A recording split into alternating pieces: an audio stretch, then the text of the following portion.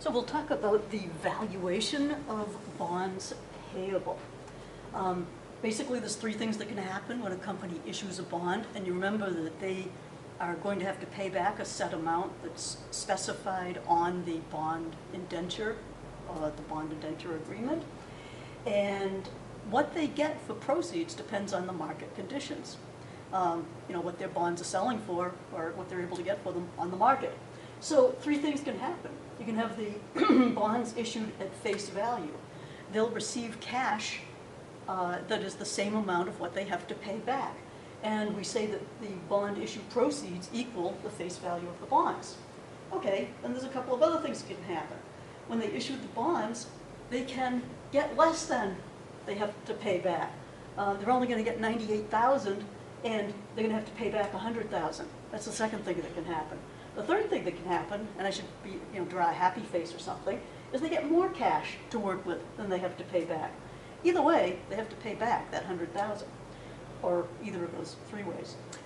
So looking at 2 and 3, we know we don't leave journal entries like that, and so what do? If the bond proceeds, if the cash that the company gets is less than the face value, we say that those bonds were issued at a discount. And so we would say, record the cash we got, record the discount on bonds payable, and then the bonds payable would be $100,000. In the happy situation where we got more cash than we have to pay back, in this case we say the bonds are issued at a premium. And so notice that we would be crediting the premium on bonds payable account and the bonds payable. Okay, so I guess the next question that we might ask is, why would people buying our bonds not want to pay full price for them?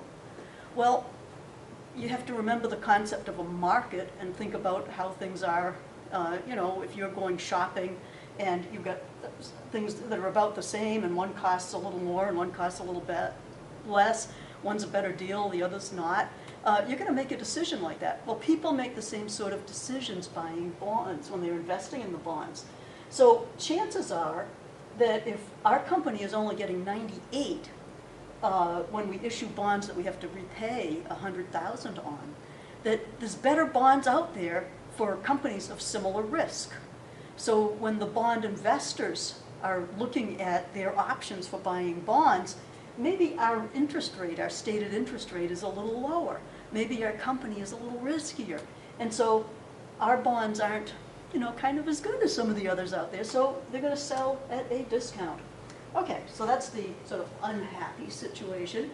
Then we move on to the happier situation. In this case, our bonds are selling at a premium. This means investors are willing to pay a little bit more for our bonds. So maybe our interest rate is 6% and the market interest rate is 5% for companies of similar risk. So they're willing to pay a little bit more. The bond terminology that we use when issuing bonds is, we would say the bonds are issued at 98, and that means we get 98% of the face value of the bonds when we issue them. That comes out nicely when it's $100,000, but you have to remember, excuse me, if it's a $300,000 bond, you have to multiply 300,000 by 0.98, and it's not quite as, Anyway, and if the bond is issued at a premium, we would say it was issued at 101 or 102, 103, and that means 1.03 or 1.02 of its face value. So it would be at 102%. So you would multiply the face value of the 100,000 times 1.02 to arrive at that valuation. Okay, so I think let's see, the notes on this are, fairly straightforward, and just want to see if there's anything else I'm supposed to talk about here. Okay, so we did all that. Yeah, I think that's it for this, and now we'll do the next video, which we'll issue some bonds.